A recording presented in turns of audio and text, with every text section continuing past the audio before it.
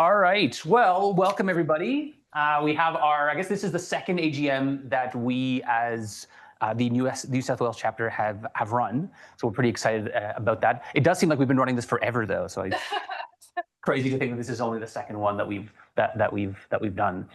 But we're excited to share a bit about how the specialist group is going, what we've been up to, talk a little bit about what the future holds, and of course we could talk a little bit about some awards. So let's make sure that I'm on the right screen here.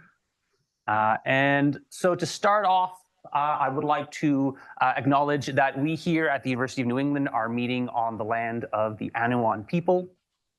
And so we would like to pay our respects to past, present, and emerging elders. In addition, our contingent of the council that is sitting in Sydney is meeting on Gadigal land, and I would encourage anybody here who would like to share what lands they find themselves on today to please put that in the chat. Thank you for that. Well, I'm in Canberra, and that's Ngunnawal country. Ah, very good. Thanks, John. Very good. So I should also say that Pat and I are meeting on Gadigal land. Yes, absolutely. Very good. So just to kind of remind everybody who we are and who's representing you, I've left the picture up top from the transfer over from the WA folks, just because I thought it was a great picture, even though Phil's not in it. But we are your current council. We're happy to be representing you as paleontologists. So my name is Nick Campione, and I am the chair, and you'll be hearing from all of us at various times throughout today's meeting.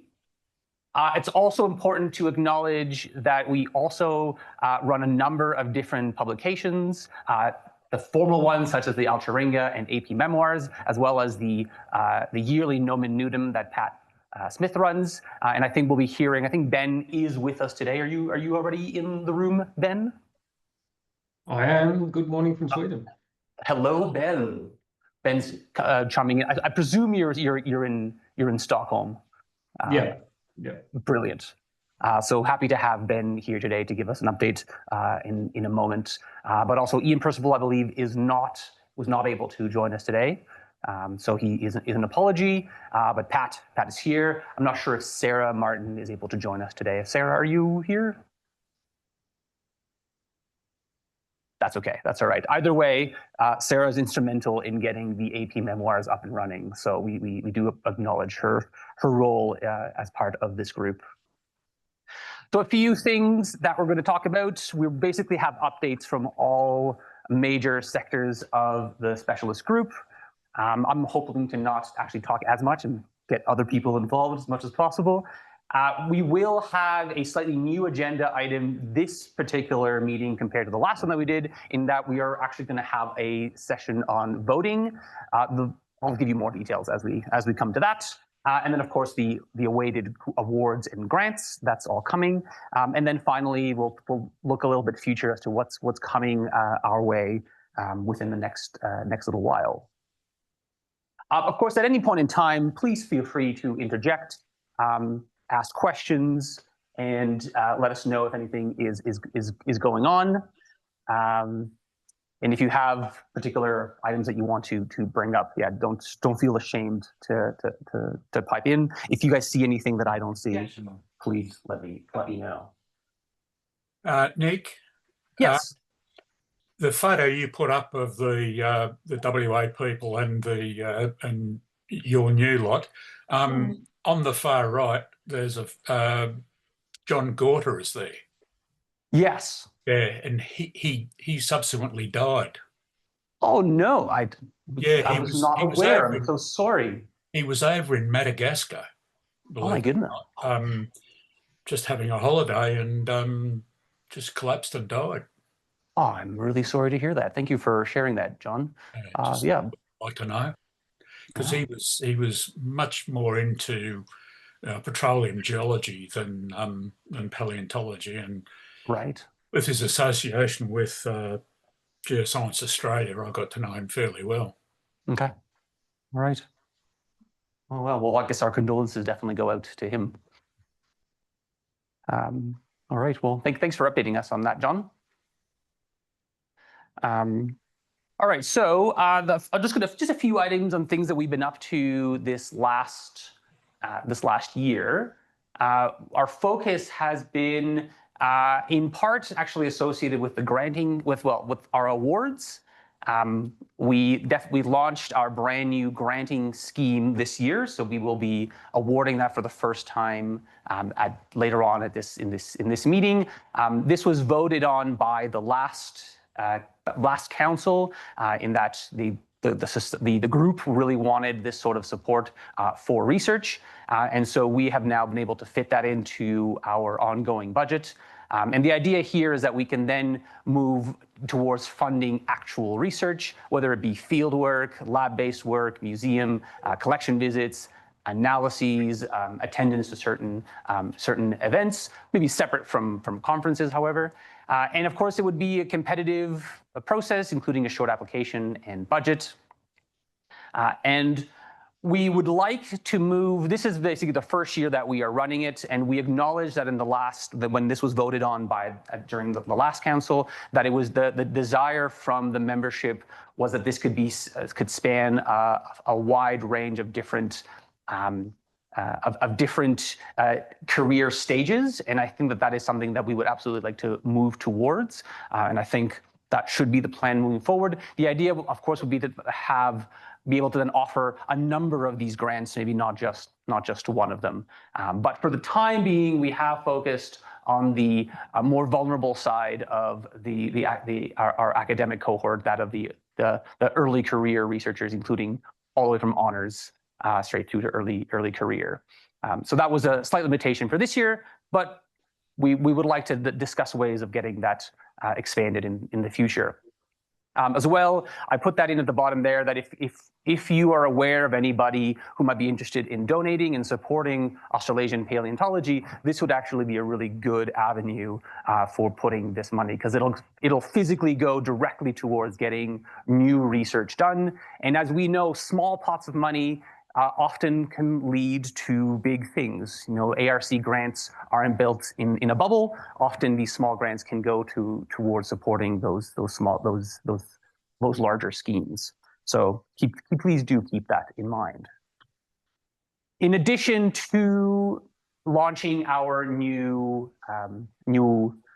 granting scheme, we also went through and sort of reviewed all the awards as they were. We modified a bit of the monetary value in order to optimize our money towards those more research-directed endeavors, and kind of try to clarify a few of the criteria. However, this is a moving feast, so do feel free to chime in or send us an email about whether or not anything was unclear to you, so that we can continue modifying these processes and make it easier in the future.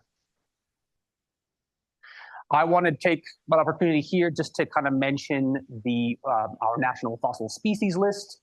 This is, of course, an ongoing and one of the bigger endeavors that we at AP are trying to sort of get through. The idea here being that we have an entire database, effectively, of all of the fossil species that have been named from the Australasian area.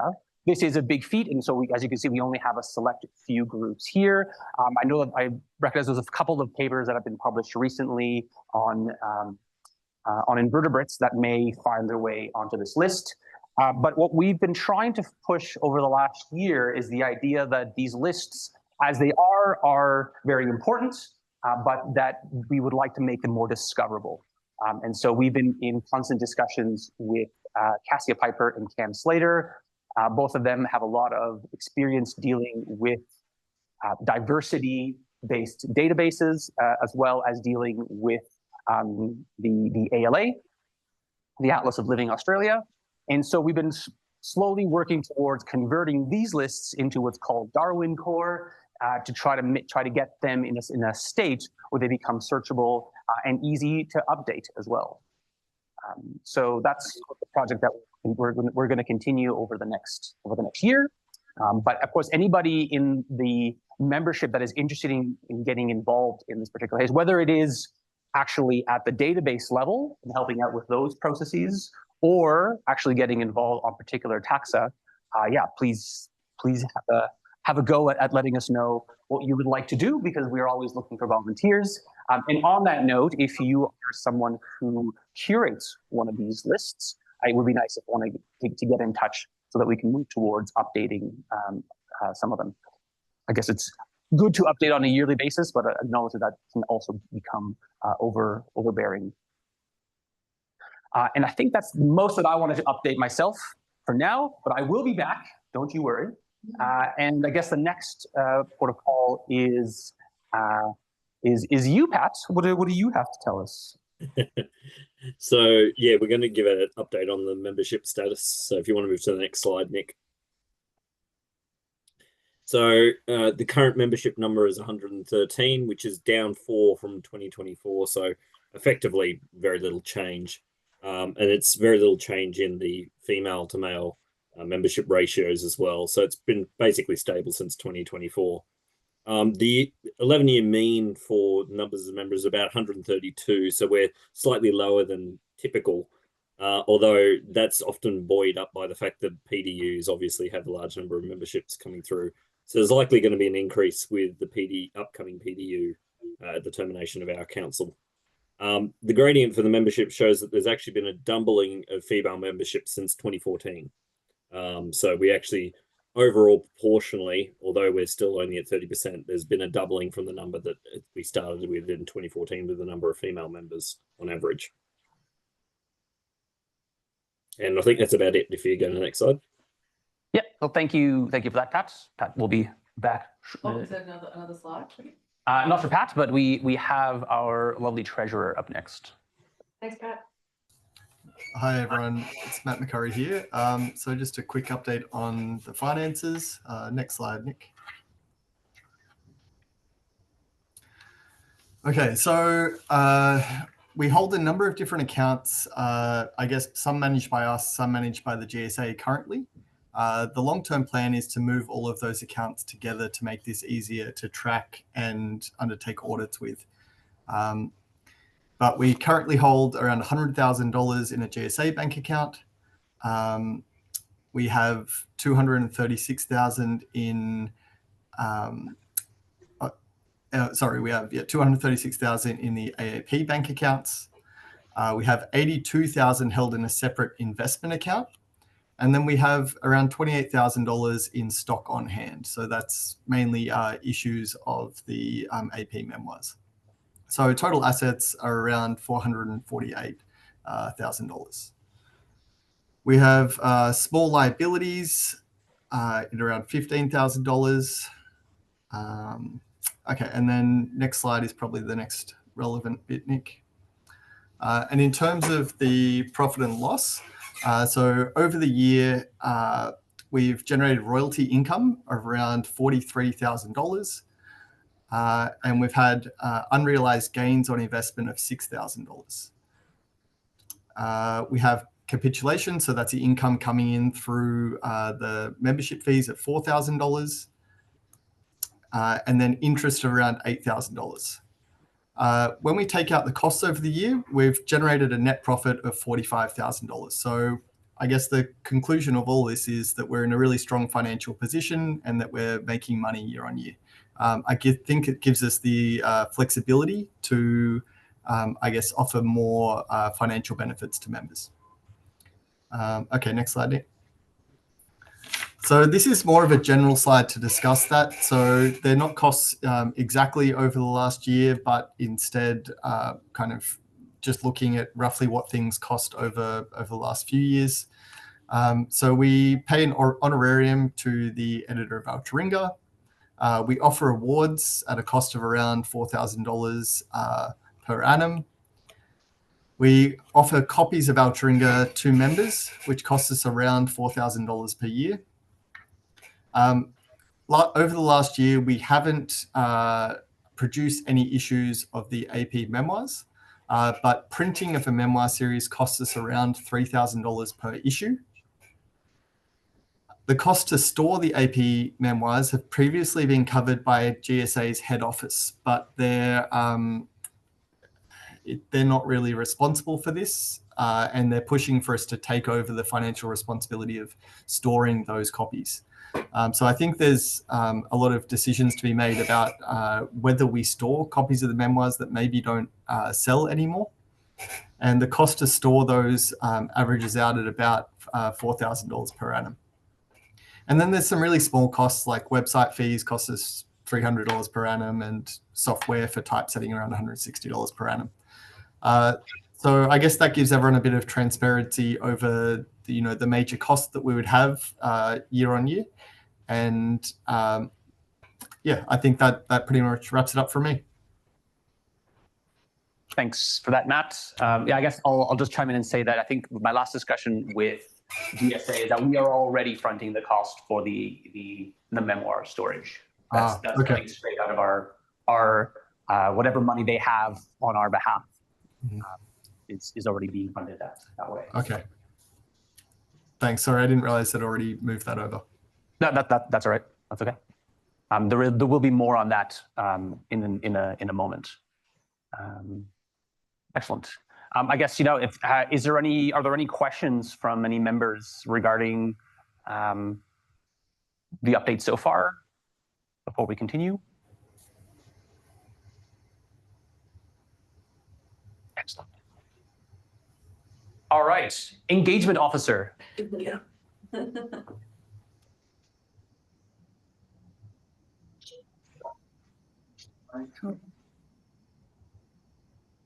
Hi, everyone. So you might notice that we've changed the title of the role from webmaster to engagement officer, basically because it sounds cooler. And I think it speaks to what the role has been about in the last little while. So, and it's been a fun role doing engagement for the AP. So I'll talk a bit about the website, the newsletters, the social media account, and the photo competition that we've been running. So when we first took over, we updated the website to auspaleos.com. And Participates? is it a brain fart? Who's making all Is it Peter? Would you be able to mute yourself, please? You keep popping up on the screen. It's probably not Peter. It might actually be. There's other people also unmuted. Yeah, if you're unmuted, please mute. Yeah. All well, it's going. Oh, good. Okay. And the website, we did change an update, and we changed the domain to .com, which hasn't really dissuaded people from visiting the website, because according to the stats on the on Squarespace, it's averaging about 200 visits per month, which could just be me checking, right? But mostly the visits are from Australia, but there are 20% coming from the USA and a smaller amount from other places around the world. So I think that's quite nice. People are checking in on the AP via the website. The newsletters have been quite well received. It's a nice way to promote engagement with the community and just update our membership on the initiatives that we're driving here. And so, yeah, it's been really nice to see people engaging and responding to the information in the newsletters. And thank you to members who have been sharing their fossil photos and their paleo info for the newsletter and the socials. It's been awesome. Social media is basically just the Instagram account. So this is where I've been highlighting the fossil photos from the members. So thanks again. There's been increasing followers. So the numbers of followers are just steadily increased. And it seems to have some quite healthy engagement, in terms of views and so on. So that has been a nice thing to run. And it would be nice to, in the next 12 months or so, sort of implement some or decide on a few strategies to sort of translate this really good engagement on socials and so on, and with the website into new memberships. So I think that that's the next little bridge that we're going to try and cross, I suppose. And it's been a place on social media to promote the fossil photo competition. And I'm hoping that the AP will run the fossil photo competition every year. So it's something that everybody can look forward to, and a way for everybody to share the exciting discoveries that they've been making. So this was the poster that I put together for the AP 2025 Fossil Photo Competition.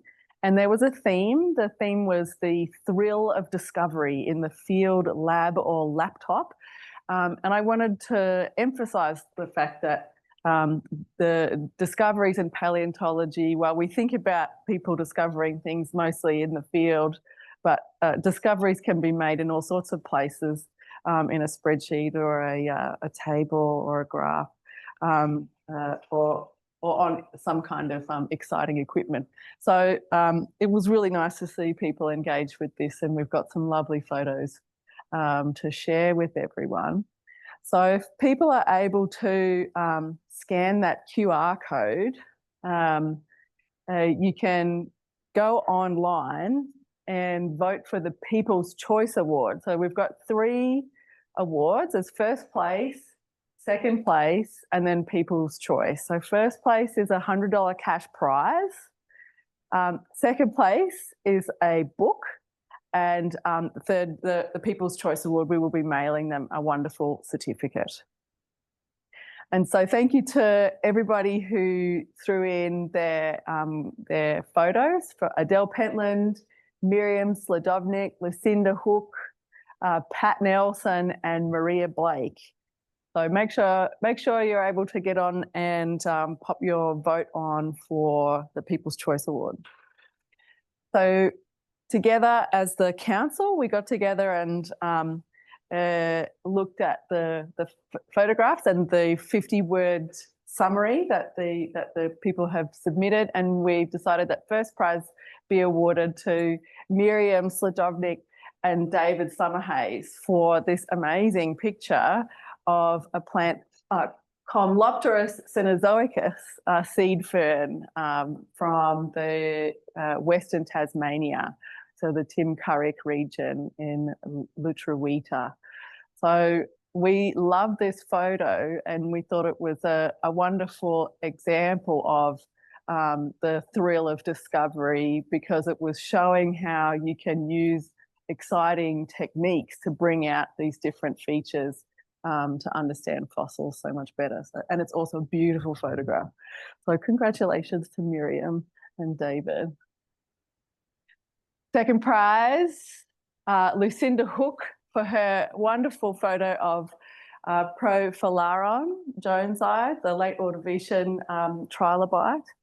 And I think we like this one because of the unusual orientation of the trilobite. It seemed very exciting. And I liked as well that you could see the hand in the background, and it gave the sense that you were kind of seeing something for the first time. So we love that one as well. Congratulations to Lucinda.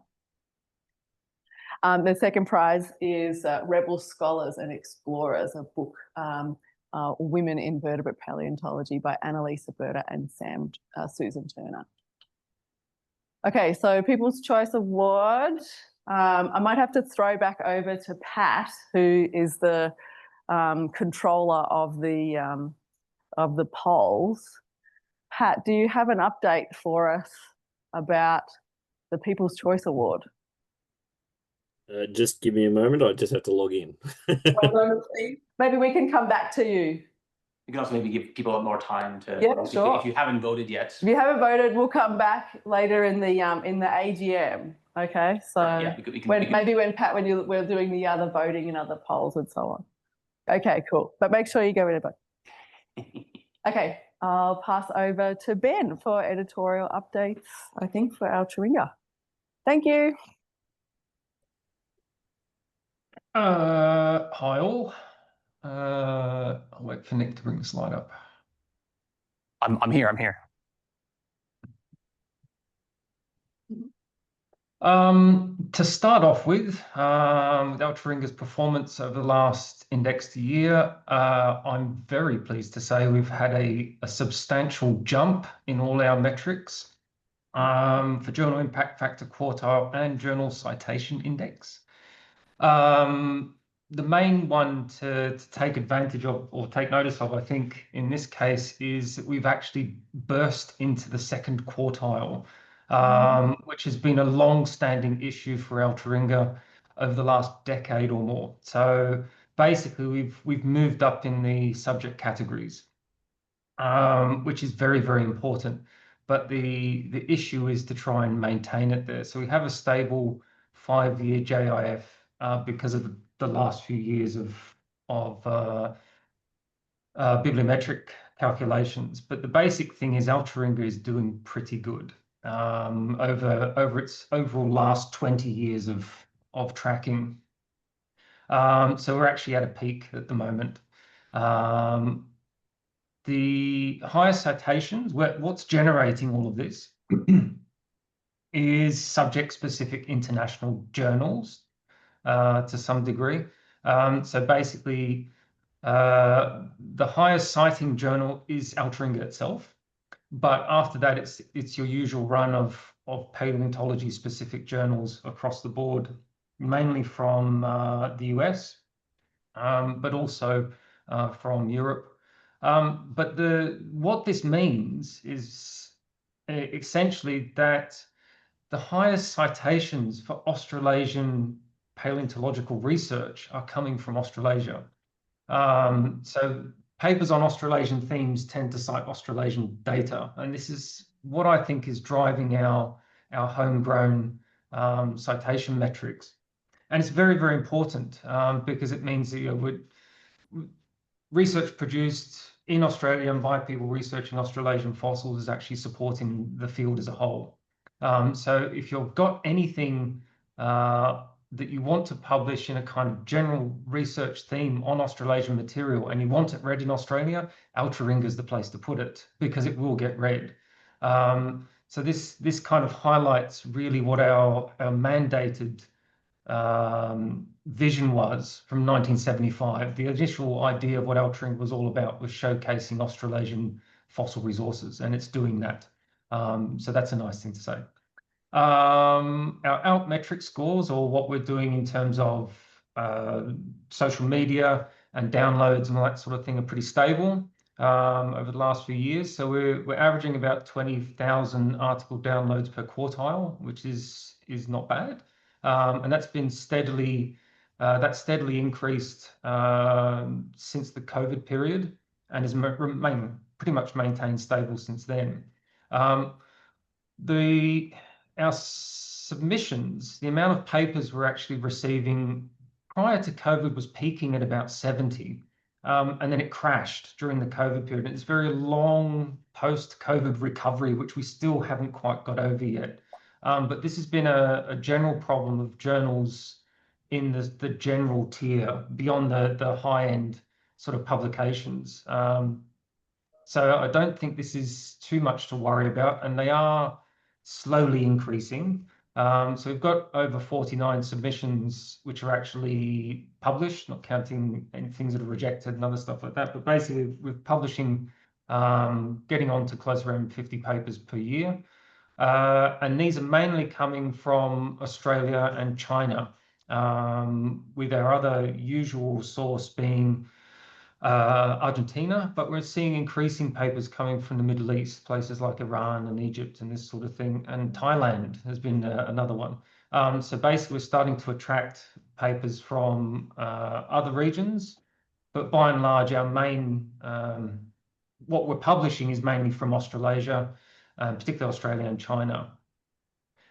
Given these trends, I think the long-term strategy is to prioritize kind of thematic series that showcase the Australasian fossil resources in the Australasian region, because these are our highest performing papers when it comes to citations, particularly the recent papers coming out from the Australian Fossil National Species List, which are doing very well, particularly the Mesozoic one, and the Nell Ludbrook series, which has been the special reviews. Unfortunately, we've had a few of these fall through over the last few years. So I would highlight this for anybody who wants to publish a review paper of any length in full color with expedited editorial handling. This is a venue that we can use, or anybody can use. It's open particularly, I mean, the thematic area is Australasian fossil deposits or Gondwanan fossil deposits. So please consider this as an option, because they really do drive the journal citation. So these two kind of thematic series are really doing very well for us. Also, regional special issues have drawn in a lot of citations. Over 2023, we had the Mike Archer Riversley extravaganza, which did very well, but PDU3 has done well. And the impending, sorry, my battery's running out. Just give me a sec. Yes.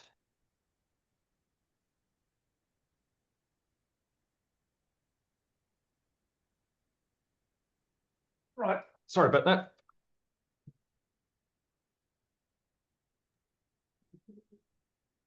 Oh, no, we lost him. Right. The impending 50th anniversary issue has had an outstanding response, and my hope is that this will be a major flagship driving citations for the next few years. And to give you an update on that, if Nick, you can change the slide. So where we're at with the 50th anniversary special issue. So the idea is that Altringa turns 50 this year with the first issue from 1975. And the idea was to commission the last issue of 2025, 49.4, to celebrate the last 50 years and give a kind of research prelude for the next 50 years. So the idea was that the initial deadline for submissions was set at August, because this was the sort of last intake of papers in 1975. So we would mirror the kind of issue, the first issue. But the response has been so strong that basically I've had to split the issues. We've got so many papers coming in. So there's 32 papers submitted at the moment, with 10 pending promised articles.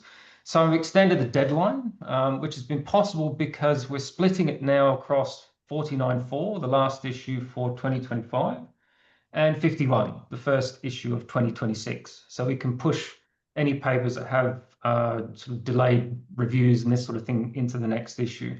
But both are very, very healthy. They're already full. So we're running on extra papers at the moment to fill these issues. I could publish them tomorrow.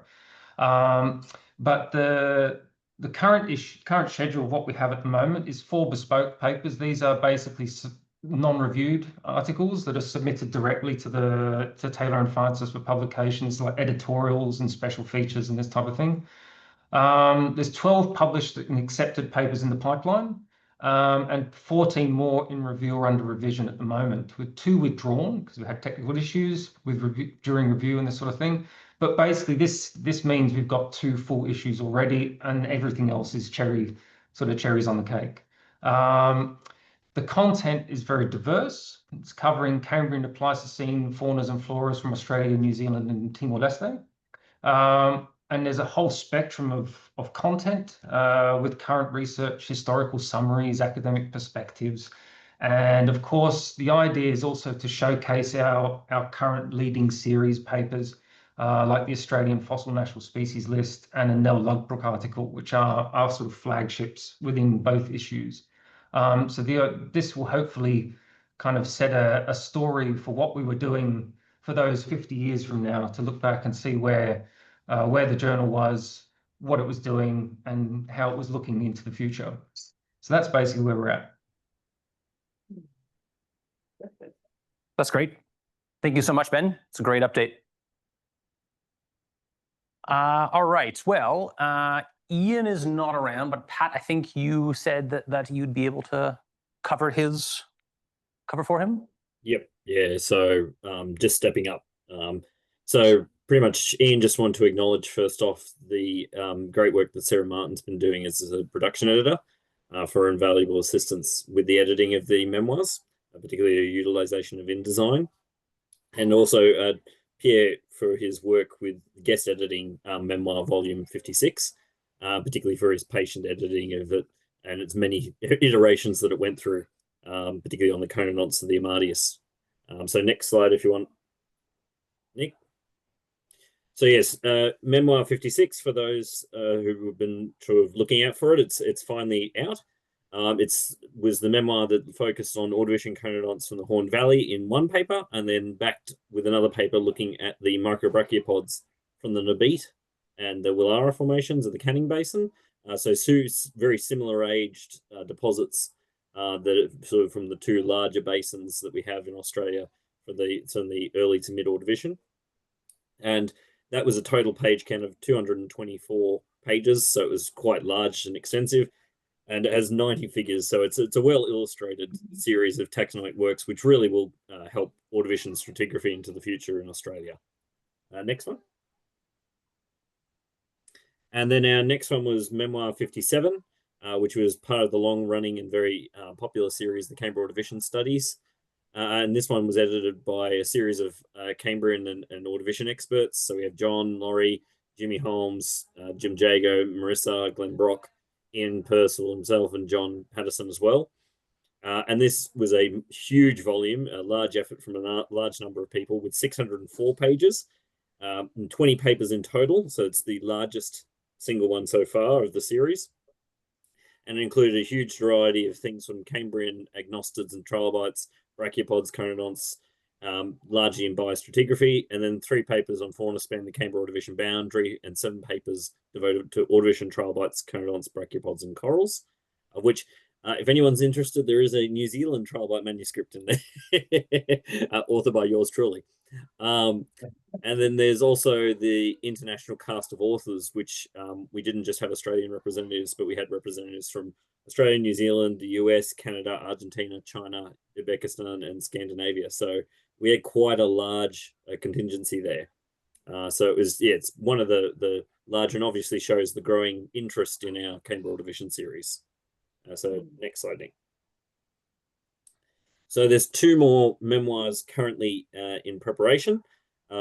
Memoir 56, which is on the corals and stromatoporoid faunas in memory of Barry Webby, who passed away this year, who obviously with his long-standing history of the study of Ordovician corals and stromatoporoids in New South Wales. This will focus on the Chinese and New South Wales connection, particularly Ordovician Heliidids with Ian Purcell, Yongyi, and a cast of others.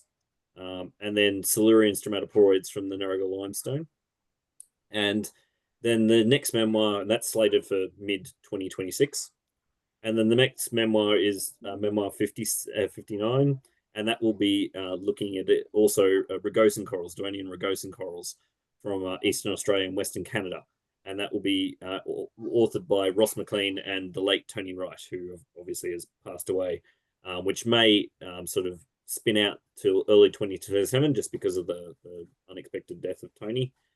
But yeah, it's expected to be likely early 2027 at this point, and Ross is spearheading that, Ross McLean. So yes, 2 obviously are in the works, and hopefully we can have them out by the beginning of the year following next. So yes, next slide, Nick. And then moving on to our last of the publications is Nomen Nudum. So this is the yearly newsletter. So I noticed, Nick, that you didn't include my other slide. That's not the updated one. No, I had some conflicting issues, and now here we are. I don't know how to fix this. That's all right. I can read off. I have the slides I sent anyway.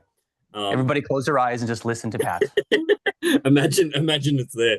I saved it on the OneDrive, so it should be there. But what we have, so for this year, we've had an additional 33 contributions. We had 5 book reviews and 4 conference announcements, as well as 4 obituaries. One, obviously, for the late John Tallant, the late famous John Tallant, as part of that. And what we've found with the most recent issue, although we've had an increase to about just over 140 individual contributions, so we've had an uptake, only 25% of the membership or thereabouts has actually contributed to that. It largely was outside the membership that was contributing this last year for Nominum. So that's just a pick-me-up for all of our members that you can contribute as well. And if you want to contribute to Nominum, it would be great and fantastic if you could. Because of the success of the online submission platform that we used, we plan to move forward using that online submission platform. It made things much easier and much easier to format. Unfortunately, there was a few hiccups and bugs with members unable to italicize or bold particular aspects. But that actually seems to be, unfortunately, baked into the online form system that we're using. You can't actually format the text. But that seems to not be too much of a problem, because I just go through as the editor and I go through and check for everything as I read through most of the manuscript. And we didn't notice any mistakes with italicization being missing or bold being missing or anything else like that. Only smaller issues, members that wanted to necessarily be included but weren't, and so we've added them in at a later date. But like last year, early access issue was released in March this year.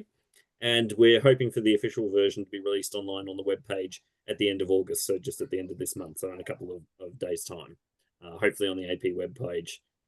So I think that's all for the update for Nominum and for the memoirs. Perfect. Thanks, Pat. I mean, yeah, you don't want to attract the ire of a paleontologist for not italicizing your text. That's just still, yeah. Very good. Okay, so I guess I'll ask again if anybody has any questions regarding any of the various updates that have come so far before I continue to the voting.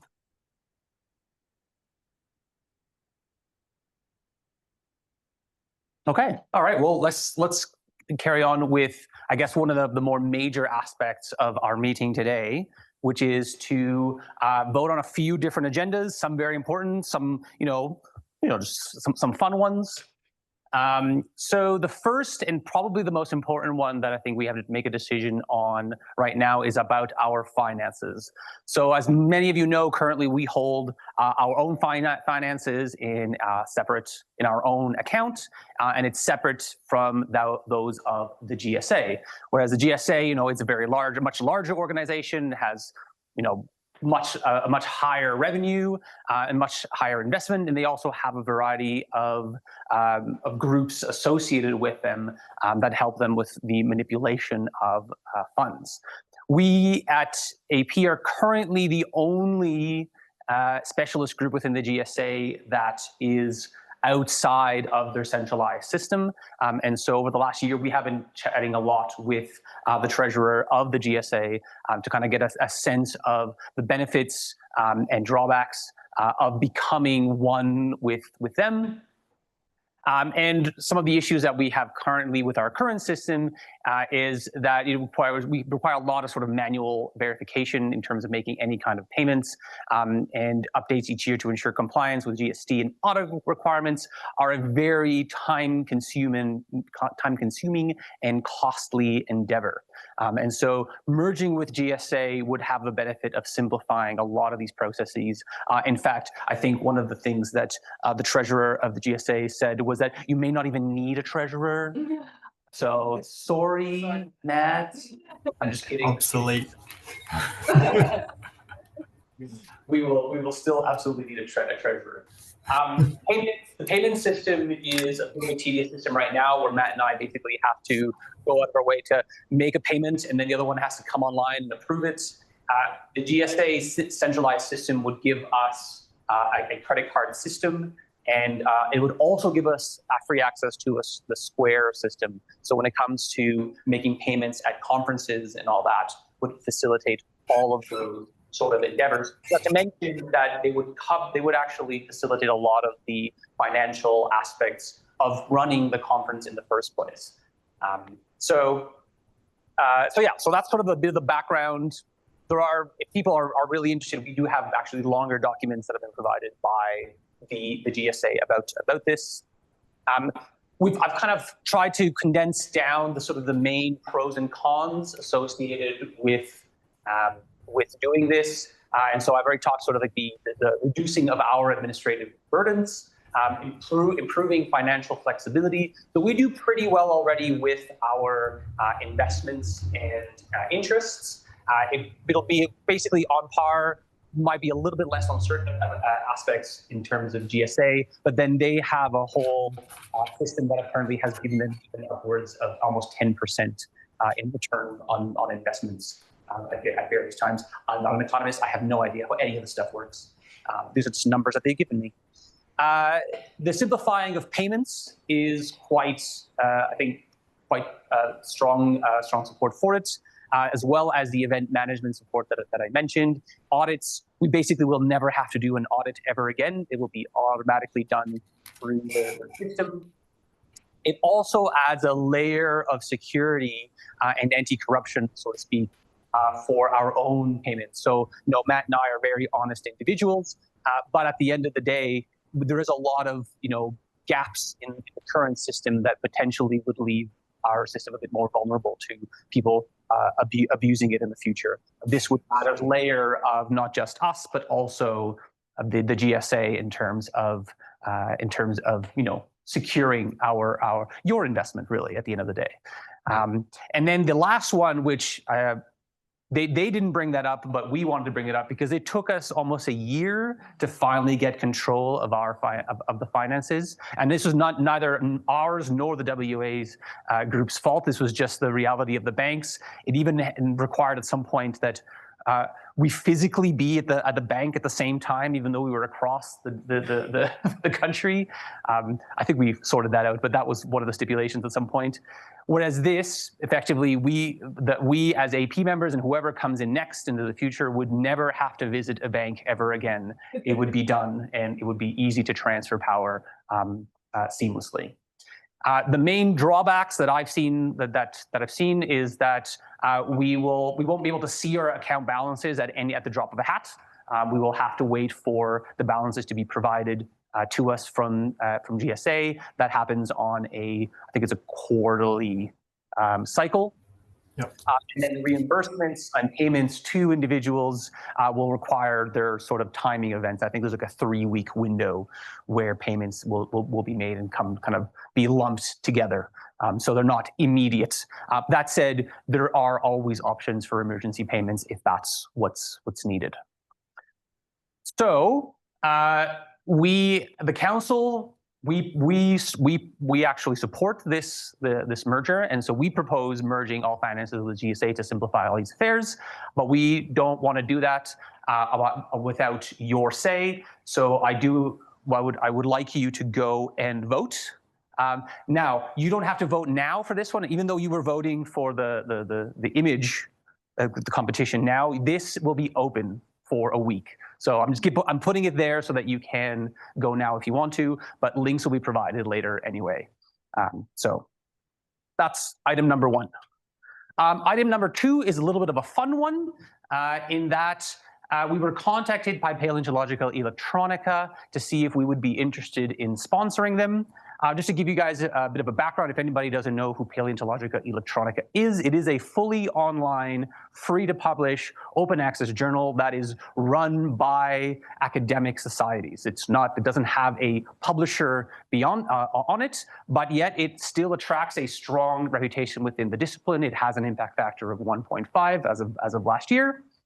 Now they've lost the support of PALAS or they're about to lose it due to some PALAS changes in PALAS's policies. And so they are now going around trying to find other international or other paleontological societies to support them and cover some of their financial demands. Mostly those demands are associated with server space, copy editing, production, and all that. It is a fully online journal, so there's no actually printing to go on, and all the editorial work continues to be on a voluntary on a voluntary basis. The benefits that we see is that we get to join the ranks of multiple different other societies. So for instance, the Paleontological Society from the US, they are an active member. Groups from, I think, there was a Portuguese group, and well, I'm blanking on one of the other groups right now. I thought the German group. No, I don't think there was the Germans, I think. It is listed, actually, when you go to vote, there is a number of other details that I've not included in the slide here. And ultimately, I think this is just good academic citizenship for all of us kind of being part and supporting the idea that publication doesn't need to go to the publishing houses. We can also have publishing that is open access and it's free for everybody. So our proposal is to contribute $1,000 Australian dollars a year to help PE maintain their journal expenses. And we've already been in contact with them that this would in fact be a meaningful contribution to their yearly affairs. So please go there and add your vote. I'll just jump in, Nick. That QR code will send everyone to the list of things to vote for. Yes. Yes. So, yes, you're not necessarily having to scan each one of them and jump in. Yeah. You can do it on that first one. Thank you for that reminder, Patrick. Yeah, I think I just put it there just to kind of keep it coming back in case you missed it the first time. All right. So the last item, maybe a little bit of an unfortunate one and perhaps a little bit contentious, so happy for discussions to happen. So we mentioned already as part of our financial, during Matt's update, that the storage of the AP memoirs has become a little bit of a hassle. We love the memoirs, but we currently have about over 8,000 physical copies of them dating back all the way to 1998. And these are intended to kind of keep to sell at conferences, but also upon special requests. And as Matt mentioned, they do hold monetary value in their potential to do that. But over the last 2 years, we've only sold one copy, generating less than $200 in revenue. And I don't want to be cheeky with me. I do want to be cheeky, but I crunched the numbers, and that it would take over 16,000 years for us to sell the backlog of AP memoirs at this current rate. That being said, I understand that during conferences we will sell more than this particular rate, so that's notwithstanding. To compare our revenue, we currently spend over $300 a month in storing them, which comes out to about over $4,000 in storage fees for these volumes. And so perhaps you kind of get a sense of where we're going with this. This is money that we could actively put towards other aspects within the specialist group. And so the benefits of potentially, getting rid of these is that we have a substantial cost saving that can be shifted to other group endeavors. We avoid the shipping costs of having to move the stuff around to different conferences. And then we also avoid the need for inventory/auditing needs, which also come at extra time and money. But of course, there is a loss in terms of our future sales. And so we are proposing from the council, that we discard this backlog at this stage and move forward with making sure that these are provided online and accessible in other avenues. And if people want to print them out, that's great. That can still be arranged. And we've been in discussion with Ian about maybe in coming up with a bit more of a bespoke way of addressing printing in the future and making it a more sort of online volume based approach. So anyway, we want you to have your say. And so this voting is not just for now. We only have, I think, maybe we're less than 20 people here. So I don't think that is a good enough of a sample size. As a data guy, I would like more data. And so let's go, please go now, but also share this with anybody else who's an AP member so that we could get a sense. The voting will be open for a week. So basically this time next week, we will send out an email with the results of these 3 voting agendas. The voting, the options are also not just yes or no. We've tried to give leeway for you to kind of be, well, I kind of like this idea. Maybe I have some comments on that. So please do leave your comments, leave your feedback. If you disagree with us, absolutely, we're here for that. Marissa, you have a question. Can we leave the People's Choice Award open until then as well? We can certainly leave the People's Choice Award of the photo, and then that way we can get. Yeah, I think it'd be nice for more members to have a say in all of these aspects. There are some things in the chat. Oh, there are things in the chat. Okay. Okay, it looks like QR code works on it. Okay, cool. Yeah. Okay, thanks. Get rid of them and move to online only. Thanks, Kenny. Brilliant. Okay, so that's the more serious part of the meeting over. And now I think we can move on to the more fun part. And so with that, I'm going to put over to my better half. It's funny because it's true. G'day, everyone. Yeah, the fun part, the awards and grants, which is what we're all excited to hear, no doubt. So this is the new award. No, right? No, sorry, no, it isn't. This is the AP Conference Travel Award, which is awarded to students to attend a conference of their choosing, and based on the quality of their abstract, which is then assessed by the committee. And just a note that this award is not limited to just AP or GSA conferences. And very happy to say that we have 2 winners this year to make up for the fact that we didn't have one last year. This goes to Zachary Pullen and Emil Herbert, both of whom are UNE students.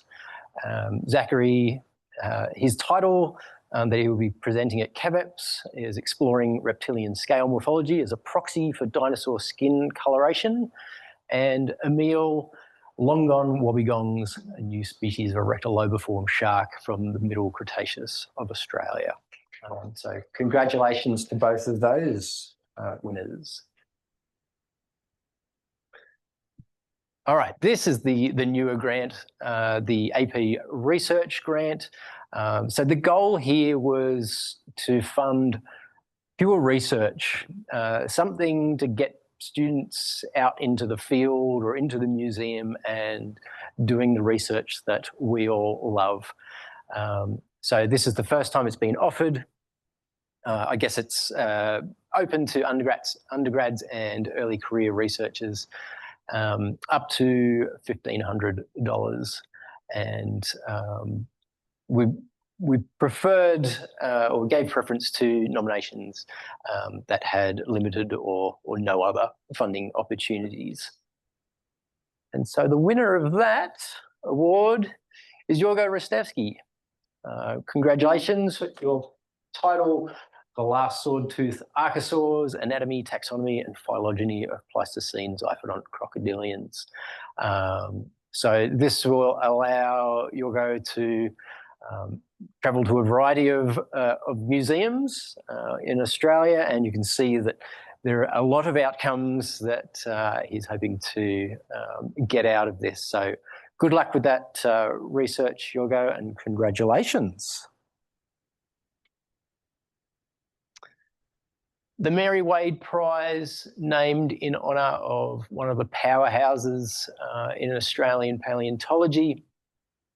This is a biennial award for early career researchers, so within 5 years of their PhD, for the best paper published in the last 2 years in one of the AP publications. So that's either Altringa or the Australasian Paleontological Memoirs. Isaias Santos Barros was the last winner of this in 2022. And so this year, once again, Yorgo, congratulations, your paper, Migrations, Diversifications and Extinctions, the Evolutionary History of Crocodiliforms in Australia, which was an enormous undertaking. We were all very impressed with the amount of data and synthesis that went into that, let alone wrangling the who's who of crocodiliform researchers across the country. So well done with that. The Dorothy Hill Award is for middle career researchers. So that's beyond 6 years of your PhD and up to retirement for a high quality first authored paper on any aspect of Australasian paleontology. So not within necessarily our AP publications. The winner of that is Vera Korosaitis for her paper, Cool Temperate Riparian Floras in the Early Cretaceous Rift Valley of Victoria, Australia. This was another enormous undertaking and a very exciting contribution, I think, to Mesozoic paleontology from the Rift Basin. So well done, Vera. Now, as something we wanted to do to add to this award was get these winners to give a brief presentation on that particular paper. Vera can't be with us tonight. She may be in the field, and good luck to her, but she was good enough to record a presentation, which hopefully I will play for you. Before I begin my presentation, I'd like to express my thanks to the selection committee for awarding me the Dorothy Hill Award. Thank you for recognising my contributions to Australasian paleontology. I'd also like to extend my thanks to my co-author, Dr. Barbara Wagstaff, not only for her invaluable contributions to this paper, but also for introducing me to the fascinating world of palynology. For the next few minutes, let's focus on the Cretaceous period, specifically the early Cretaceous, which extends from 140 to 100 million years ago. This period represents one of the warmest times in the last 500 million years of Earth's history, as evidenced by this graph of global mean surface temperature. The sustained warmth, fueled by increased volcanic activity, resulted in an absence of polar ice caps, high sea levels, and flooded continents. The supercontinent Gondwana had just begun to break apart. Southernmost Australia, including modern-day Victoria, was positioned within the polar circle and was located at up to 80 degrees south of the equator. As a result, Victoria experienced months of darkness annually. Despite these seemingly harsh conditions, diverse life, including dinosaurs, thrived in this region. For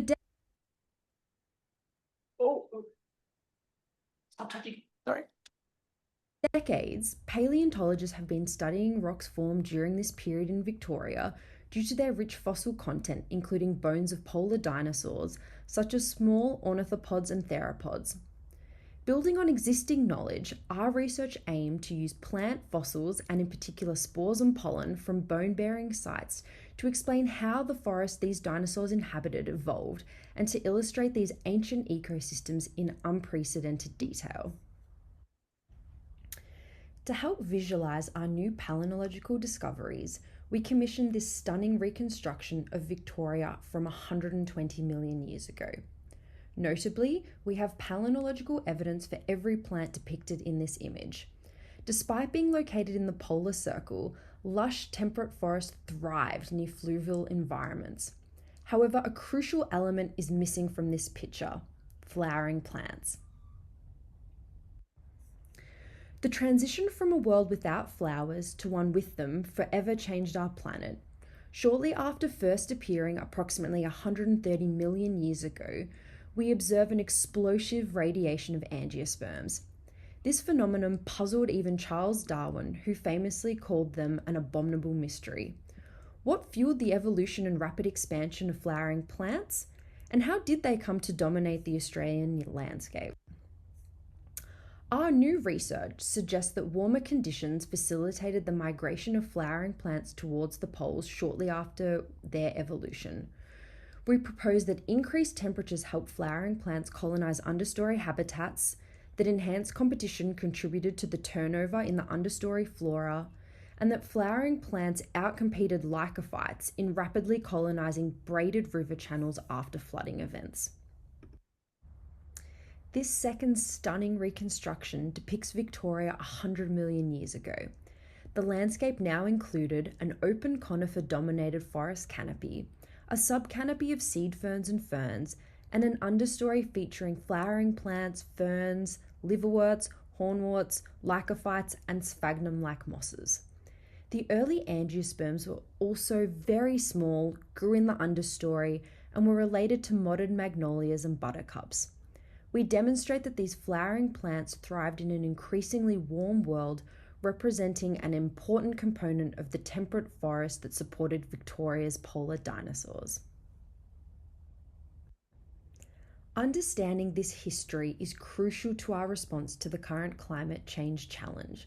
Our research not only sheds new light on the paleobotanical and palynological history of Victoria, but also contributes to our understanding of how ecosystems may respond to future climate conditions. Thank you once again for this honour. Awesome. So pause in the room here. Yeah, thank you to Vera for pre-recording that, and yeah, fantastic publication. Well done.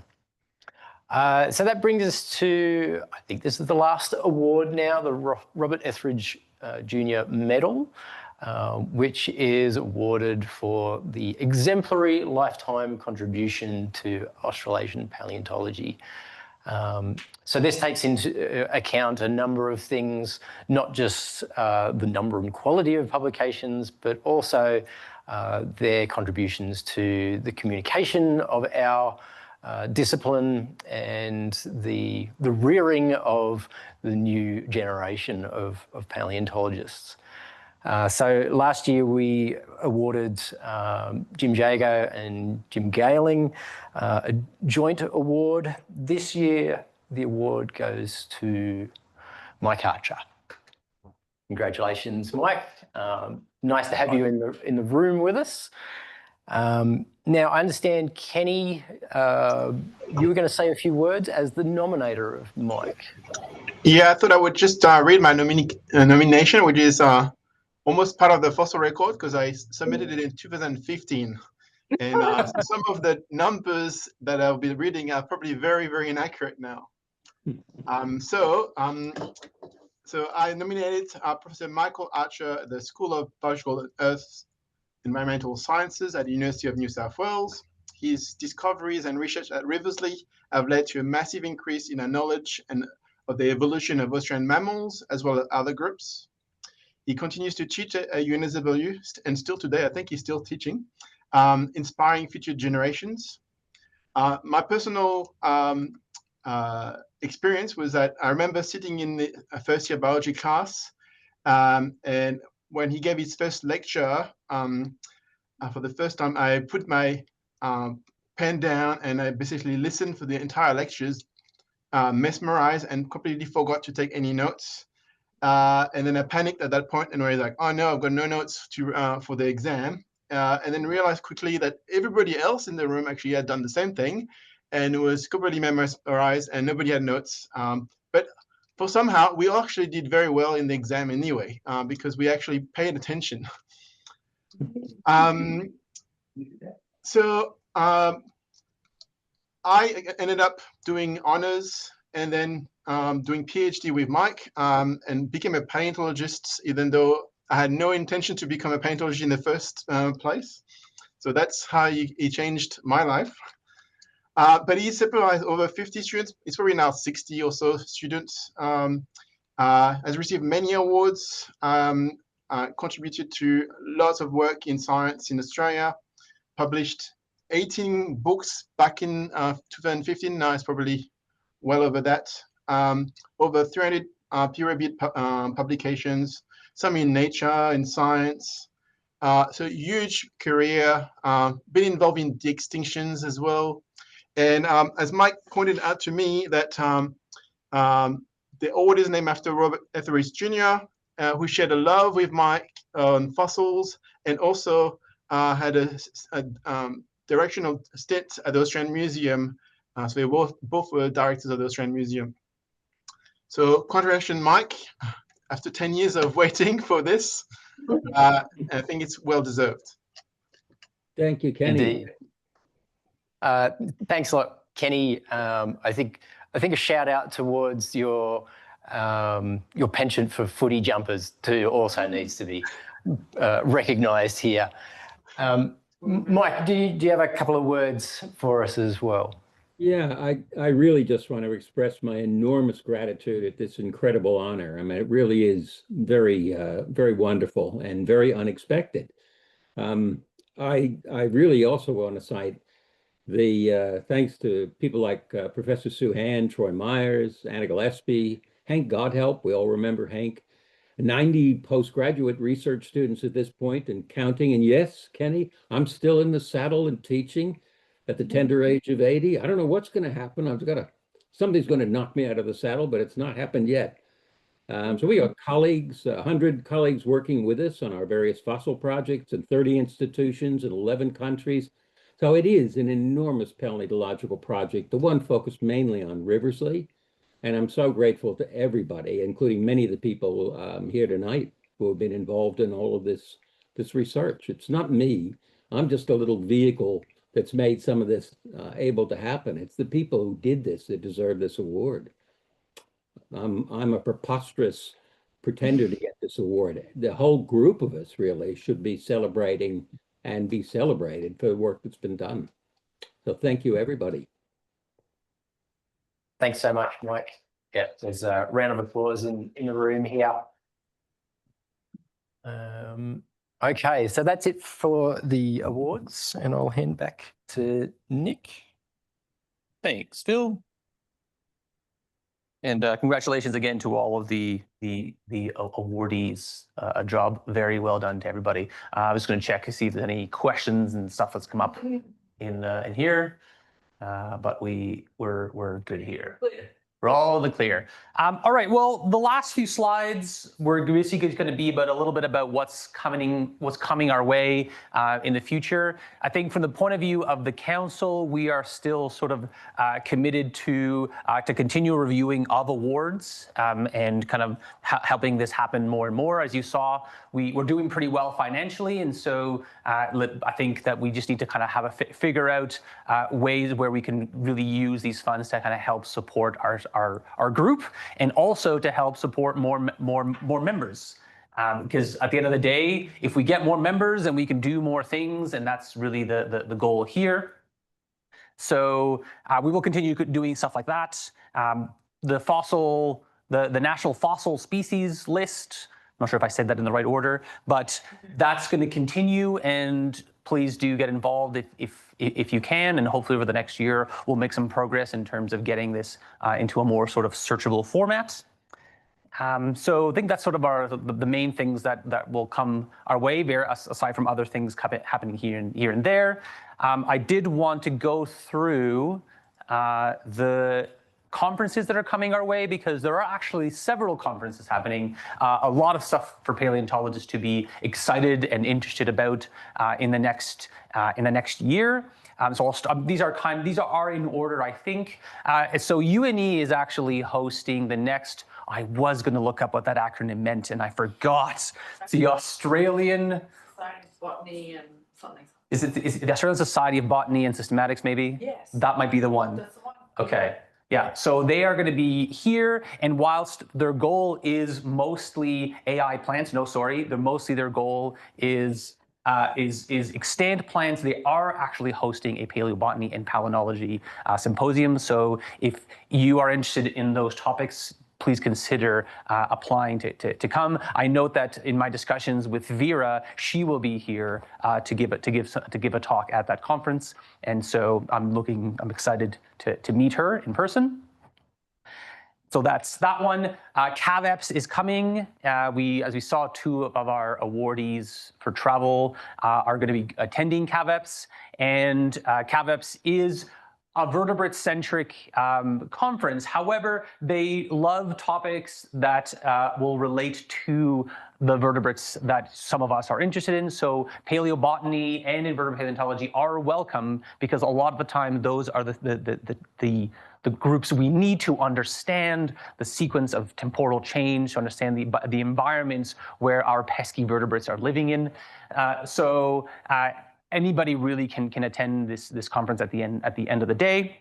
And on that note, we've been having sort of a long-running discussion with CAVEPS in order to see about bringing them under our umbrella. We had hoped to have a voting item on that this year, but I think the first protocol really is to get the CAVEPS folks to agree that this is something that they also want. I think not everybody in that group necessarily agrees for whatever reason, that's fine. But yeah, so our goal, I think both Kenny and I will be in attendance at CAVEPS this year, and we will be trying to tout the idea that we can bring on some of these people to us. The reality is that we can offer them financial stability, whereas because they don't have any kind of membership basis, they are kind of dependent on whether or not people within their group, the wider vertebrate community, which is actually quite large, is interested in hosting it, whereas we can offer some financial assistance with that, and also kind of depends on their institutions to fork out some of the initial investment. We have a number of, I guess, schedules which could work. They're perhaps not perfect yet, but the idea that we would love it if we could move forward towards a system where we have a paleo conference every single year. I think that would be really, really wonderful. So we have a couple of schedules here. So if you have any thoughts, any opinions, please do have your say. Mike, I see that you have something you'd like to add. Yeah, I do, Nick. I just wanted to mention, while you're talking about conferences coming up, that this Saturday, actually, in the Australian Museum, there will be a monotreme forum, and about half of it's going to be dealing with monotreme paleontology and a lot of extraordinary things, including somebody coming to announce they found a fossil platypus in Antarctica, for goodness sake. And of course, they're turning up in Argentina. So it's going to start at about 8 in the morning on Saturday. It's run by the Royal Zoological Society in New South Wales, hosted by the Australian Museum. I'll be chairing one of the sessions. Tim Flannery will be chairing another. Tim Churchill will be chairing another one. And Gillard Bino will be chairing another one. So it'll be fossil and modern monotremes, and everybody's welcome. There'll be a small fee, of course, to cover the costs, but I think you can just rock up on the day or go to the Royal Zoological Society on the website and download the link to be able to register. But it could be interesting. Yeah, thanks. Yeah, thanks for that, Mike. I mean, I will say that I did my best to try to collate the various conferences that are coming our way, but absolutely, I may have missed one. So if you know of other ones, please let us know. We also would need to update that kind of stuff on the website, because I think in the newsletters, that's right. So all of this stuff is really good to make sure that we share and that we are all aware of things that are coming in our direction. So thanks for that, Mike. The other thing that's coming up, so CAVEPS will be, I think, the last paleo conference that I know of this year, but the Australian Earth Sciences Convention, which is the GSA's big geological conference, is going to be in February of next year. And whilst a lot of their sessions are very much geo-focused, they are going to be running a paleontology symposium, which AP will be sponsoring, which is, I mean, they've called it something interesting like that, but I don't think that's necessarily what it's going to be called. But the idea here is that there is paleo coming in that direction, and that can be across any number of organisms, of course, not limited to any particular one. So keep that in mind. And then moving towards the later half of next year, there is IPC 7, and I think that's a pretty big. But is it every 4 years, every 4 or 5 years that it's run, and it'll be in Cape Town, South Africa. I'm definitely hoping to be there. And of course, IPC runs across a full range of different different topics. And interestingly, I will note that we as a specialist group are looking into becoming members of the International Paleontology Association, which would give all AP members a discount to attend the conference. We just have to figure out how to actually pay them. That's a different issue. But either way, IPC is coming, so do bring that, put that in your calendar. And I don't have Blake has something to say. Oh, maybe. Yeah, just quickly on IPC 7, they have just started really pushing their symposia topics in their social media. So if you haven't seen it already, they've started advertising exactly what people will be talking about. And I think they are still interested in people's contributions as well. Yeah, I would hope so. It was still a fair bit away, so definitely get your apps sorted. But I assume we're going to have some time. I refrained from putting the list of symposia on here because I think there were 30 or so that they were touting. So.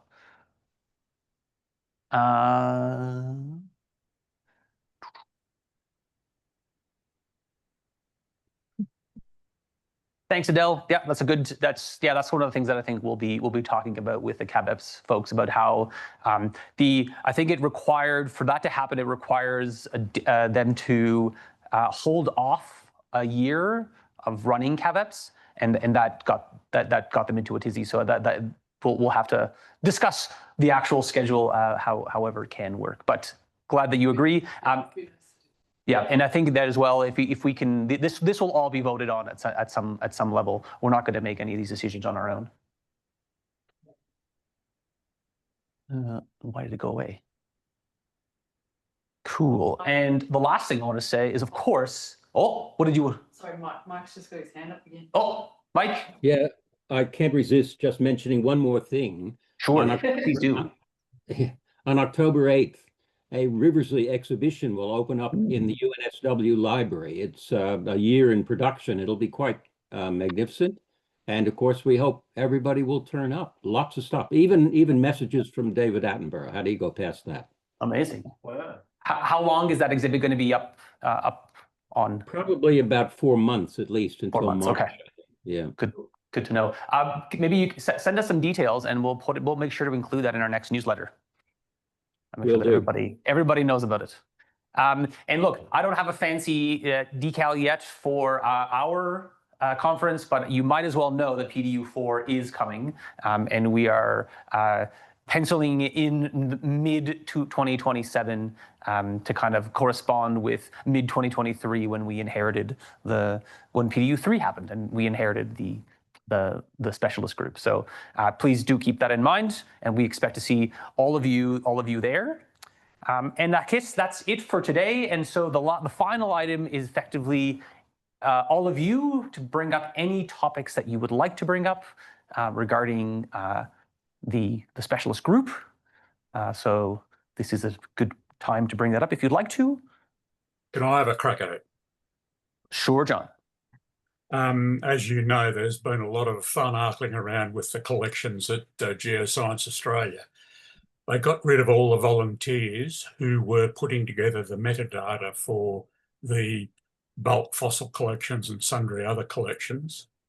And they denied access even to GA internal staff and external researchers to the collections, which for instance, the bulk fossil collection runs to about 1,100 drawers full of fossils from the regional mapping mostly in central and northern Australia.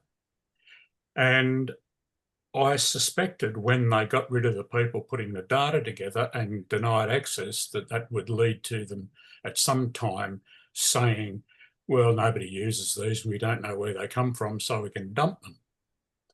Now, I wrote to the CEO and said, that's probably not a good idea. It was too obvious a tactic. So she came out and said, well, we're not going to dump them, but there are now plans afoot to put them in storage, which will also be inaccessible to anybody. Now, I think this is a travesty because there's a lot of stuff which was in the process of being studied. And it concerns me greatly that all this data may eventually be lost. And I would ask the AP to either write to the CEO, as I have done, and or write to the minister, as I have done, about this to try and stop this from happening.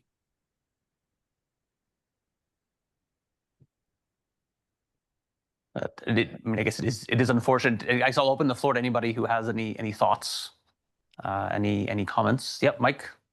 Yeah, I used to be on the board of the National Museum of Australia, and they made an original decision when they were established that they wouldn't become a natural history museum. But we made sure there was a caveat in their foundation papers that if important collections in the ACT were not going to be looked after well, they would be willing to take over responsibility looking for those collections. So I just wonder if that's a door that could be knocked on at the moment, if you haven't already tried that, John. Well, no, I haven't. I've just been trying to stop them chucking them out and getting access to the collections open again. But that's something that I've certainly thought about. But the National Museum, as you said, it doesn't do natural history, although it has borrowed stuff from our collections for exhibitions and so on. But yeah, I don't know how they would come at this, because a lot of the metadata is in various places. It's not discoverable very easily. It's only poor buggers like me who know where all of it is that can answer questions about where this stuff has come from. So that's why it worried me greatly that they got rid of the volunteers who were putting together all this metadata on these collections, because it just seemed to me like a way of getting rid of them. Because the Howard government sold the building that GA's in, and it costs GA $30 million a year to rent the place. And that's one of the major concerns that GA has, because apparently they are overspent to the tune of about 30 million. So, yeah, it's just the ideal solution would be for somewhere like the National Museum to say, yeah, we can take it. But whether they would or not, it's a lot of material. But also, not only is it fossils, there's also a rock collection. There's a mineral collection of some 20,000 specimens. There's the Commonwealth Paleontological Type Collection. There are collections by Mawson and other Antarctic explorers. There are collections from some of the early, I suppose you'd call them amateurs, from everywhere from Queensland to northern Western Australia to God knows where else. There's Frederick Chapman's personal collection, who was the first Commonwealth paleontologist. There's a collection of stuff from various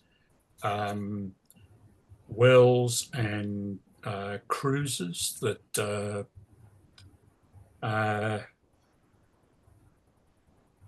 some Irene Crespin collected. So there's all sorts of collections like that. The CPC collection runs to 45,000 specimens, roughly. So it's not a trivial number. And it has been previously asked if the Australian Museum would take it over, but they just laughed at us when we told them how big it was. When did that happen, John? Probably a couple of decades ago, when this sort of thing was mooted previously. Yeah, okay. Because, yeah, I definitely haven't heard anything from Geoscience Australia about the collections this time around, in terms of transferring them or anything like that.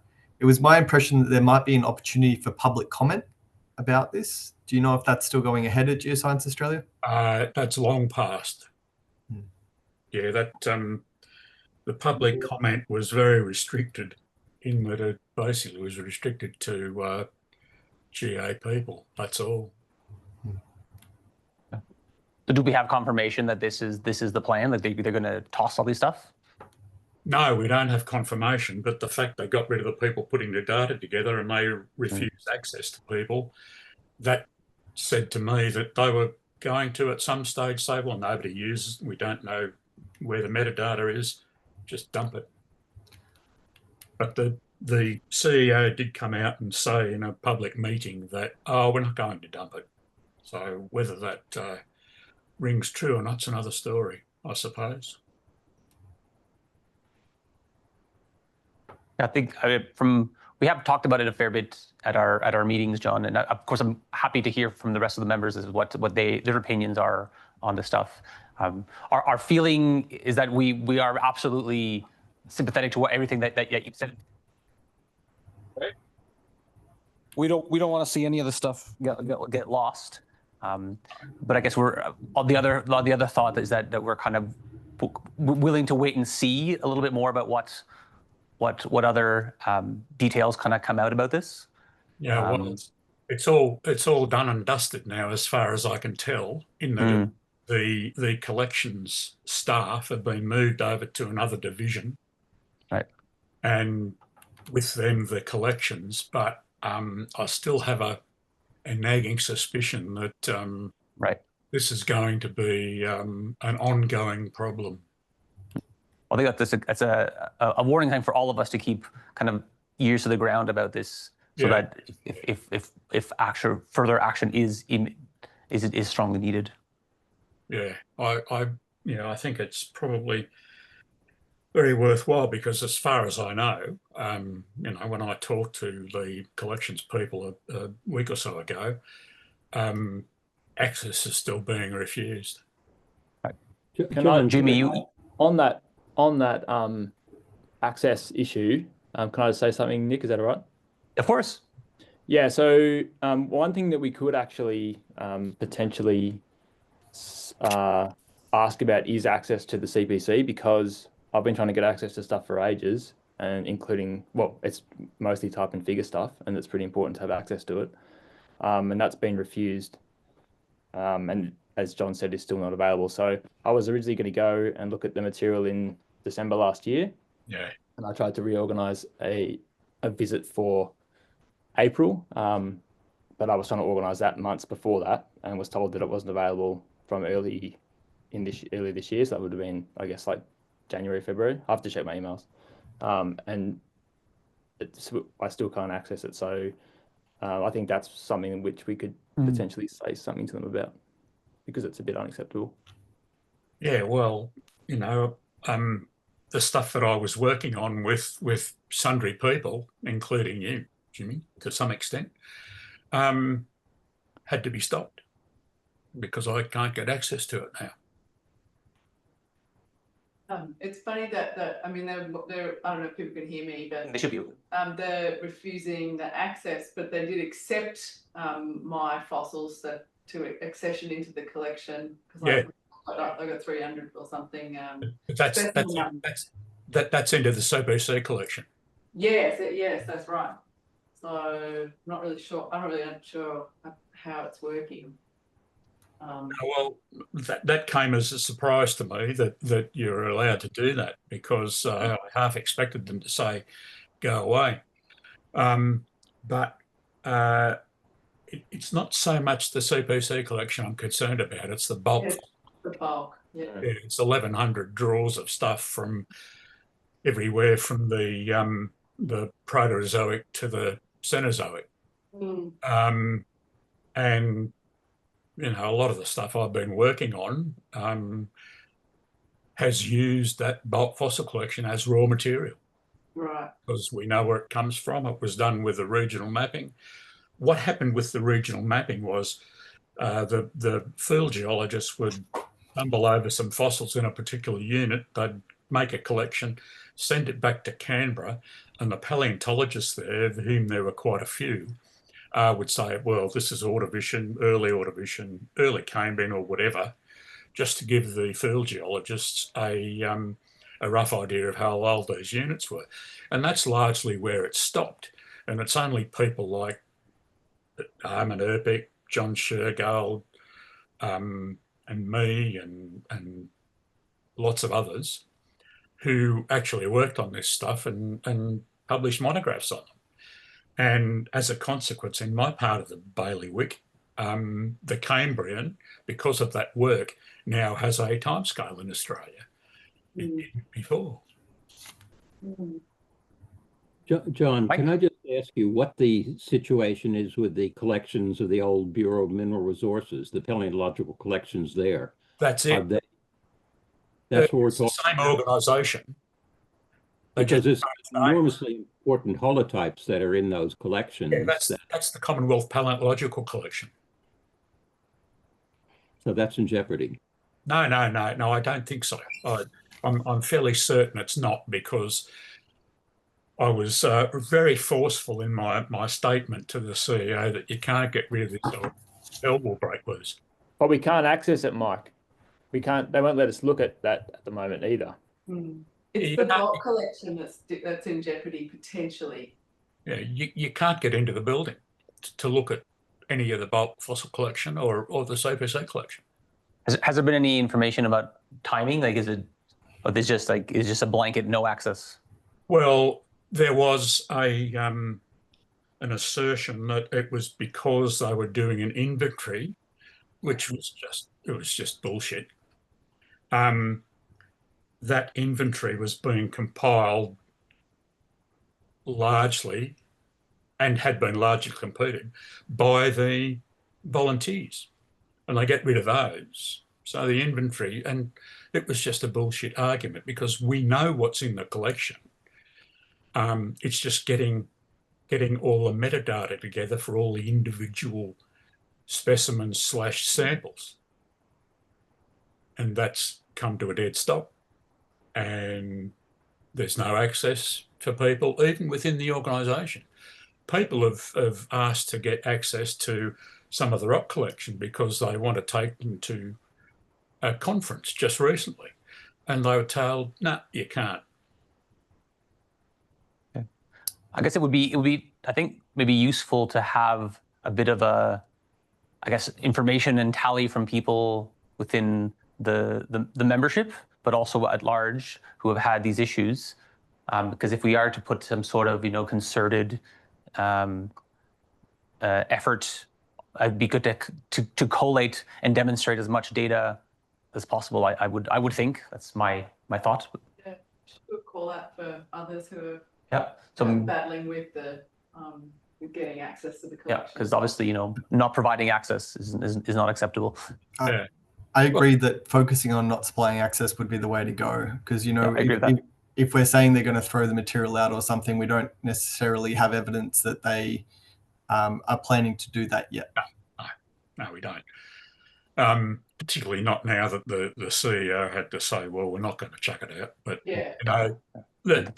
the plan is to put it in storage in containers somewhere and just essentially just forget about it.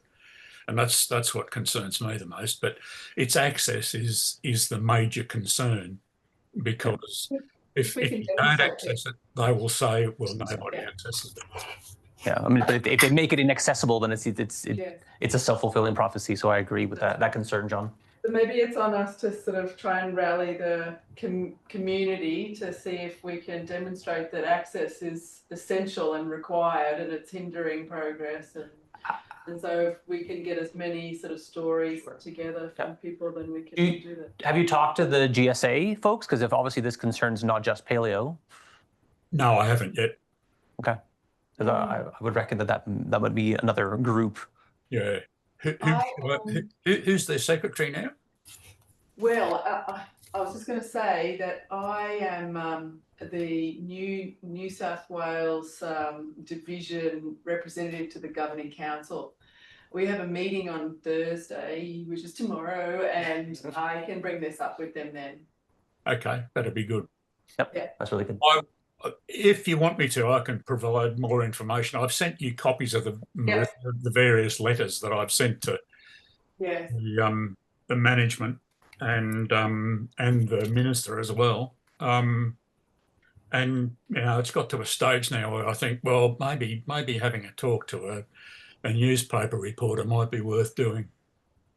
We had the same issue with the South Australian Museum, and it took about a year and a half, but shooting straight for the Premier, eventually, with a huge petition with all of these signatures, really had a powerful effect, and they had to have an inquiry, and they've chucked the chairman of the board and the president and the director out, and the people will get access to the collections again. But it sounds very familiar.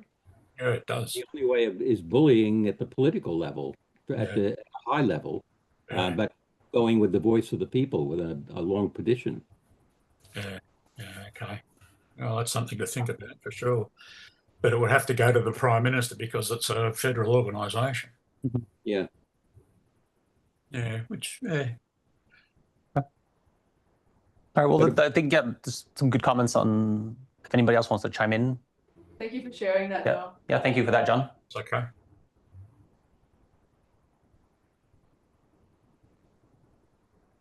All right, well, I think with that, I will call this meeting adjourned. We finished, well, I did say 2 hours and it's not too far off.